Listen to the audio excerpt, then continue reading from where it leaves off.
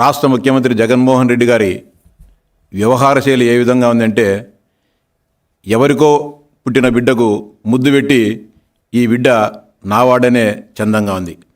ఈరోజు ప్రకాశం జిల్లాలోని వెలిగొండ ప్రాజెక్టును జాతికి అంకితం చేయడానికి ఈరోజు వెలిగొండ ప్రాజెక్టు ప్రాంతానికి ఈరోజు పోవడం జరిగింది.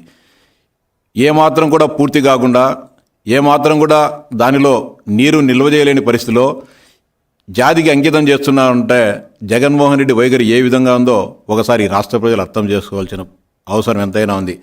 దాదాపు జగన్మోహన్ రెడ్డి గారు ముఖ్యమంత్రి కాకముందు ప్రతిపక్ష నాయకునిగా ఉన్నప్పుడు తన పాదయాత్ర సమయంలో కానీ, లేకుంటే ఆ ప్రాంతంలో ఎన్నికల ప్రచారానికి పోయినప్పుడు కానీ, తాను అధికారం చేపట్టిన ఒక్క ఏడాదిలోనే వెలిగొండ ప్రాజెక్టును పూర్తి చేసి ఆ ప్రాజెక్టు ఫలాలను ప్రకాశం జిల్లా పశ్చిమ ప్రాంత రైతాంగానికి అందుబాటులోకి తీసుకొని వస్తామని చెప్పి హామీ ఇవ్వడం జరిగింది.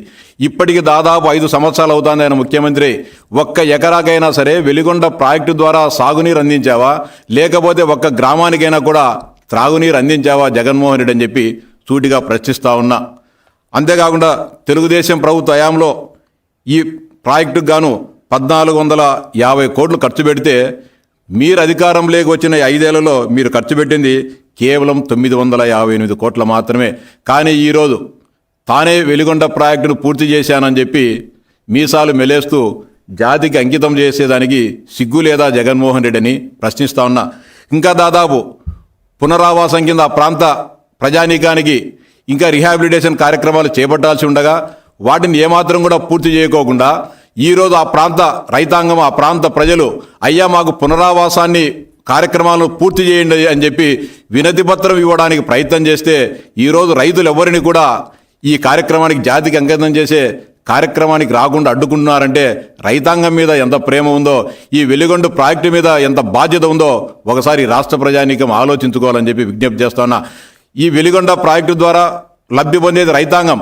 ఆ రైతులని ఆ ప్రాజెక్టు సందర్శనకు రావద్దు, ఆ కార్యక్రమానికి రావద్దు అని చెప్పి పోలీసులు నిర్బంధించడము, వారందరికీ కూడా రైతాంగానికి అంతా కూడా నోటీసులు ఇచ్చి మీరు ఇళ్ల వద్దనే ఉండాలి, లేకపోతే మిమ్మల్ని పోలీస్ స్టేషన్లో కూర్చోబెట్టాల్సింది, సిగ్గు ఎగ్గు లేకుండా ఈ కార్యక్రమానికి శ్రీకారం చుట్టారంటే రైతాంగం పైన ఎంత ప్రేమ ఉందో ఒకసారి ఆలోచించాలని చెప్పి విజ్ఞప్తి చేస్తాను. ఇంకా దాదాపు 7,000 మంది నిర్వాసితులకు, అంటే దాదాపు 11 ముంపు గ్రామాల ప్రజలకు 1,500 కోట్లుగా పునరావాసాన్ని డబ్బులు ఇవ్వాల్సి ఉంది. దాదాపు 7,000 మందిని ఇంకా అలాగే ఉన్నారు కాబట్టే ఈరోజు వెలిగొండ ప్రాజెక్టులో ఒక చుక్క నీరు కూడా మనము నింపలేని దారుణమైన దుస్థితి ఈరోజు ఆ ప్రాంతంలో ఉంది. అంతేకాకుండా నిర్వాసితులకు పరిహారం లేదు, అంతేకాకుండా రిమిట్మెంట్ లేదు, డిస్ట్రిబ్యూటరీ కాలువలు లేవు, వంతెనల పనులు అసంపూర్తిగా ఉన్నాయి, ఇంకా పనులు అనేకం ఉన్నా కూడా వాటన్నిటిని పూర్తి చేయకోకుండా ఈరోజు జాతికి అంకితం చేస్తున్నారంటే కేవలం మరో 40 రోజుల్లో ఎన్నికలు ఉన్నాయి కాబట్టి జాతికి అంకితం చేశానని చెప్పి మీరు ఒక షో నిర్వహిస్తే ప్రకాశం జిల్లాలోని రైతాంగం అంతా కూడా నాకు ఓట్లు వేస్తారని అనుకోవడం మీ భ్రమ జగన్మోహన్ రెడ్డి. వాస్తవం ఏదో, అవాస్తవం ఏదో, నిజమేదో, అబద్ధమేదో తెలుసుకోలేని దుస్థితిలో రైతాంగం ఉన్నారని మీరు భ్రమలో ఉండడం చాలా తప్పు జగన్మోహన్ రెడ్డి. ఖచ్చితంగా మీ నిర్వాకాన్ని వచ్చే ఎన్నికల్లో వెలిగొండ ప్రాంత బాధిత రైతాంగమంతా, నీ బాధిత రైతాంగమంతా ఖచ్చితంగా సరైన తీర్పునిస్తారు జగన్మోహన్ రెడ్డి అని చెప్పి సందర్భంగా హెచ్చరిస్తూ ఉన్నా. కేవలం చంద్రబాబు నాయుడు గారు తన 5 ఏళ్ల పరిపాలనలో వెలిగొండ ప్రాజెక్టును ఒక ప్రాధాన్యత ప్రాజెక్టుగా చేపట్టి పెద్ద ఎత్తున ప్రతి నెల దాని మీద సమీక్షలు నిర్వహించి దాదాపు 1,450 కోట్ల రూపాయలు ఖర్చు చేసి సొరంగాలను పూర్తి చేయడం జరిగింది. ఆ సొరంగాలను దాదాపు 10% పనులు పూర్తి చేసేదానికి నీకు 5 సంవత్సరాలు కూడా ఇంకా సరిపోలేదంటే సాగునీటి ప్రాజెక్టులపైన మీకు ఎంత సిద్ధం ఉందో అర్థమవుతోంది. దాదాపు అంతేకాకుండా దాని టన్నులకు సంబంధించిన వ్యాసార్థాలను కూడా తగ్గించి మాన్యువల్ రూపంలో ఈరోజు సొరంగాలను పూర్తి మమ అనిపించి మీరు ఏ సందేశం ఇస్తున్నారో ఒకసారి ఆలోచించాలని చెప్పి విజ్ఞప్తి చేస్తూ ఉన్నా. అలాగే కేంద్రం కూడా వెలిగొండ ప్రాజెక్టును అన్అప్రూవల్ ప్రాజెక్టుగా ప్రకటించడం జరిగింది. గతంలో అనేకసార్లు మేము డిమాండ్ చేశాం, ఇది అప్రూవల్ ప్రాజెక్టుగా కేంద్రం నుంచి మీరు అనుమతులు సాధించండి, అన్అప్రూవల్గా ప్రాజెక్టుగా ఉంటే అనేక రకాలైన సమస్యలు వస్తాయని చెప్పి మేము అనేక సందర్భాల్లో మిమ్మల్ని డిమాండ్ చేశాం, విజ్ఞప్తి చేశాం. అయినా కూడా మీరు అనేక సందర్భాల్లో ప్రధానమంత్రి గారి దగ్గరికి పోతున్నారు, హోంశాఖ శాఖ మంత్రి దగ్గరికి పోతున్నారు, జనవనరుల శాఖ మంత్రి దగ్గరికి పోతున్నారు. ఏ రోజైనా సరే వెలిగొండ ప్రాజెక్టును అప్రూవల్ ప్రాజెక్టుగా దానికి ప్రాధాన్యత కల్పించండి, ఆ లేఖను సరిదిద్దండి అని చెప్పి మీరు ఏ రోజైనా మాట్లాడారా జగన్మోహన్ రెడ్డి ప్రశ్నిస్తున్న ఈ అన్ని విషయాలు కూడా ప్రకాశం జిల్లా రైతాంగము, అదేవిధంగా కడప జిల్లా రైతాంగం కూడా గమనించాలి. జగన్మోహన్ రెడ్డి మోసపూరిత విధానాలు ఏ విధంగా ఉన్నాయో ఒకసారి ఆలోచించాలని చెప్పి విజ్ఞప్తి చేస్తా ఉన్నా. కేవలం ఎన్నికల స్టంటుగా ఈరోజు పూర్తిగాని ప్రాజెక్టుకు, నీళ్లు నిలవలేని ప్రాజెక్టుకు జాతికి అంకితం చేసి ఇస్తున్న సందేశాన్ని మీరందరూ కూడా గమనించి జరగబో ఎన్నికల్లో జగన్మోహన్ రెడ్డి గారికి బుద్ధి చెప్పాలని చెప్పి విజ్ఞప్తి చేస్తున్నా. అంతేకాకుండా మొన్నటికి మొన్న గత నెలలో కుప్పం నియోజకవర్గం అభివృద్ధి అంతా నేనే చేశానని చెప్పి కుప్పం నియోజకవర్గానికి హంద్రినీవా కాలువలను కుప్పం నియోజకవర్గానికి నేనే విడుదల చేశాను, నేనే కాలగొలు తప్ప అని చెప్పి ఇది కూడా జాతికి అంకితం చేశాను పోయాం. కనీసం మీరు విడుదల చేసిన నీళ్లు కనీసం 24 గంటలైనా కాలువల్లో పారాయా జగన్మోహన్ రెడ్డి అని చెప్తా ఉన్నా. ఉదయం సాయంత్రం మీరు నీళ్లు వదిలితే ఉదయానికి కూడా ఆ కాలువల్లో నీరు పారలేని దారుణమైన దుస్థితి కుప్పం కాలువల్లో ఉంది. ఎందుకు గాను ప్రజలను బ్లఫ్ చేస్తున్నారు, ప్రజలను మోసం చేస్తున్నారు. ప్రజలేమి మీరు అనుకున్నంత వెధవలు అనుకుంటున్నారు జగన్మోహన్ రెడ్డి గారు ప్రజలను. వారు అమాయకులుగా జగన్మోహన్ రెడ్డి నీకు కావాల్సిన సమయంలో కర్రగాల్చి వాత పెట్టేదానికి ఈ రాష్ట్ర ప్రజానీకమంతా సిద్ధంగా ఉన్నారు. అంతేకాకుండా మన బడ్జెట్ ప్రసంగంలో ఎంత గవర్నర్ గారితోనే ఎంత పచ్చిగా కళ్ళు ఆర్పకుండా అబద్ధాలు చెప్పించామంటే ముఖ్యమంత్రి గారి తెలివితేటలకు అందరూ కూడా అబ్బురపడాల్సిందే. గవర్నర్ గారి ప్రసంగంలో కడప జిల్లాలోని గండికోట ప్రాజెక్టు నిర్వాసితులకు మొత్తం మేము పునరావాస ప్యాకేజీని చెల్లించామని చెప్పి ఆ రోజు ఉభయ సభల సాక్షిగా గవర్నర్ గారి చేత అబద్ధం చెప్పించడం జరిగింది. నేను దానికి సంబంధించిన శాసనమండలిలో ప్రశ్న అడిగా. ఈరోజు స్పష్టంగా ప్రభుత్వం నుంచి దానికి వ్యతిరేకంగా కూడా సమాధానం రావడం జరిగింది. దానిలో ప్రభుత్వం ఇచ్చిన సమాధానంలోనే 10,231 మంది నిర్వాసితులకు 454 కోట్ల రూపాయలు ఇంకా మేము చెల్లించాల్సి ఉంది అని చెప్పి వ్రాత మూలకంగా రాష్ట్ర నీటిపారుదల శాఖ అధికారులు నాకు లిఖితపూర్వక సమాధానం కూడా చెప్పారంటే ఎంత అబద్ధాలు ప్రజలను ఏ విధంగా మోసం చేస్తున్నారో ఒకసారి ఆలోచించాలని చెప్పి విజ్ఞప్తి చేస్తా ఉన్నా. అంతేకాకుండా గత వర్షాకాలంలో వచ్చిన మిచాంగ్ తుఫాను కానీ కరువు గురించి కూడా ఆ బాధిత రైతాంగాన్ని ఆదుకోవడంలో జగన్మోహన్ రెడ్డి గారు పూర్తిగా విఫలం కావడం జరిగింది.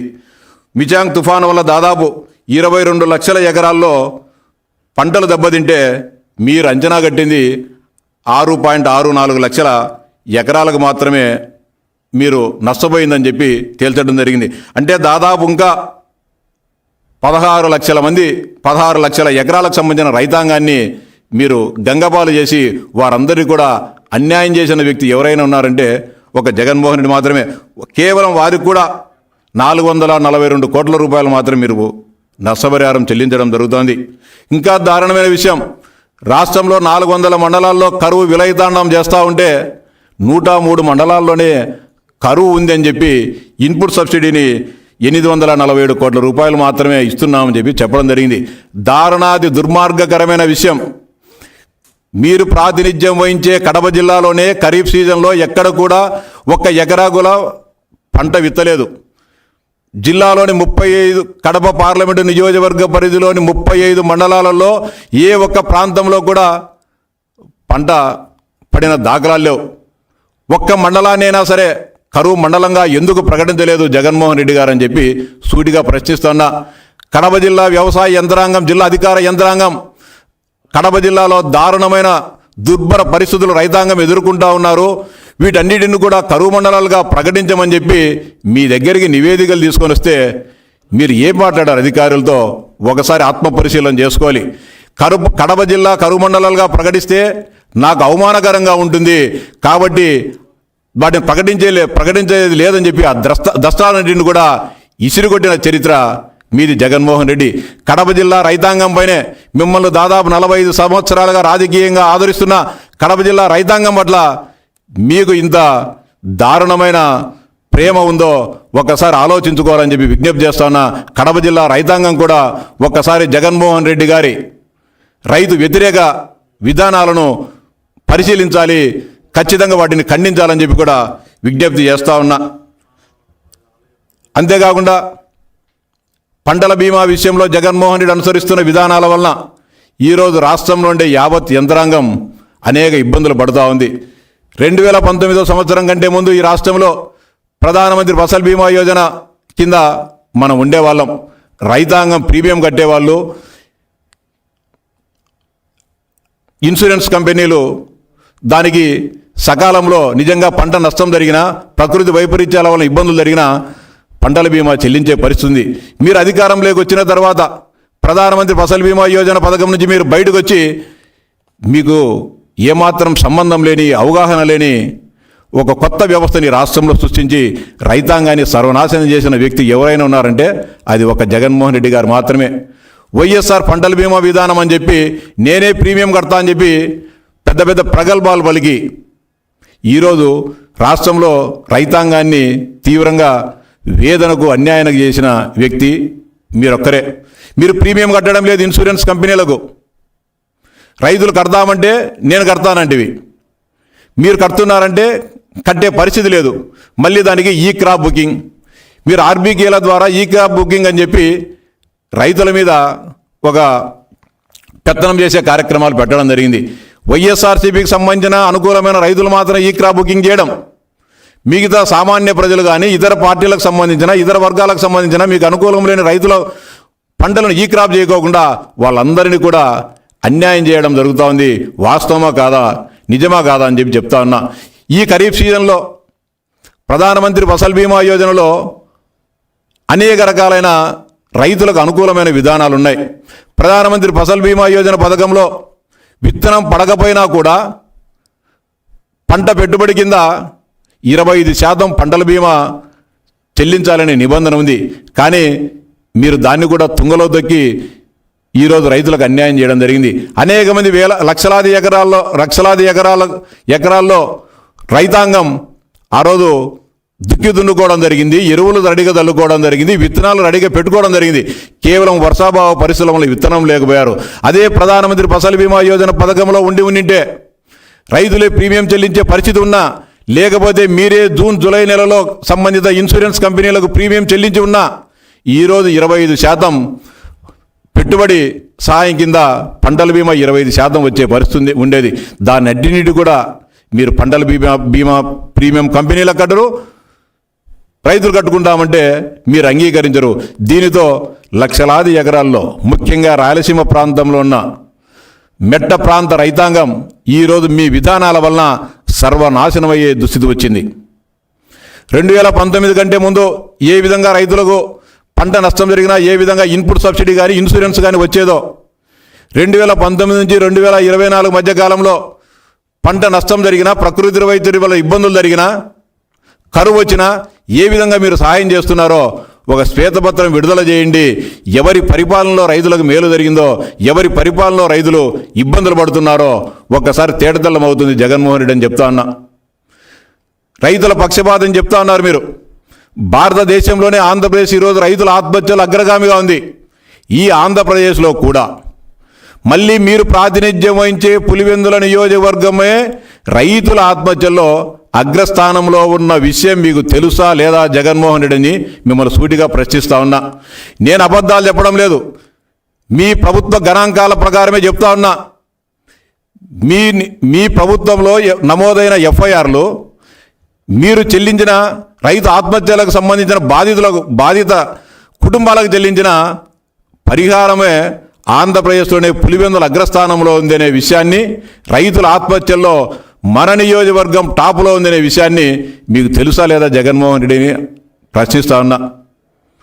అంతేకాకుండా డ్రిప్పుల విషయంలో కూడా దాదాపు 4.5 సంవత్సరాలు కేంద్ర ప్రభుత్వం ద్వారా మైక్రో ఇరిగేషన్కి వచ్చే నిధులను నీ సొంత పథకాలకు నీకు కావాల్సిన వారికి బిల్లులు చెల్లించేదానికి వాడుకొని ఈ 2-3 నెలల నుంచి అరకొరగా డ్రిప్పులు ఇచ్చేసి నేను హార్టికల్చర్లో కానీ పళ్ళ తోటల పెంపకంలో కానీ మైక్రో ఇరిగేషన్లో ఆంధ్రప్రదేశ్ అగ్రగామిగా నిలిచిందని చెప్పి గొప్పలు చెప్పుకుంటున్నారు. మీరిచ్చిన డ్రిప్పుల వలన, మీరిచ్చిన పైపుల వలన మీరు ఇచ్చిన స్ప్రింక్లర్ల వల్ల అగ్రగామిగా నిలిచలేదు.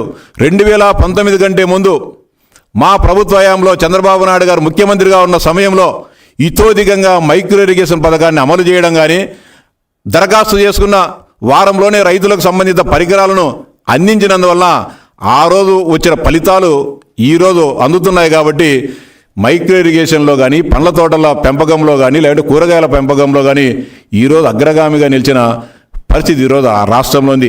దాన్ని కూడా మీ ఖాతాలో వేసుకుంటున్నారంటే అంతకంటే దుర్మార్గకరమైన విషయం లేదు. అంతేకాకుండా తెలుగుదేశం ప్రభుత్వ హయాంలో నీటిపారుదల ప్రాజెక్టులకు గాను 5 ఏళ్లలో 68,000 కోట్ల రూపాయలు ఖర్చు పెడితే మీ ప్రభుత్వ హయాంలో ఇప్పటికీ 22,000 కోట్ల రూపాయలు మాత్రమే ఖర్చు పెట్టడం జరిగింది. అంటే 3వ వంతు కూడా మేము ఖర్చు పెట్టిన దాంట్లో 3వ వంతు కూడా మీరు సాగునీటి ప్రాజెక్టులపైన ఖర్చు పెట్టలేదంటే రైతుల మీద ఏమాత్రం ప్రేమ ఉందో ఒకసారి అర్థం చేసుకోవాల్సిన అవసరం ఉంది.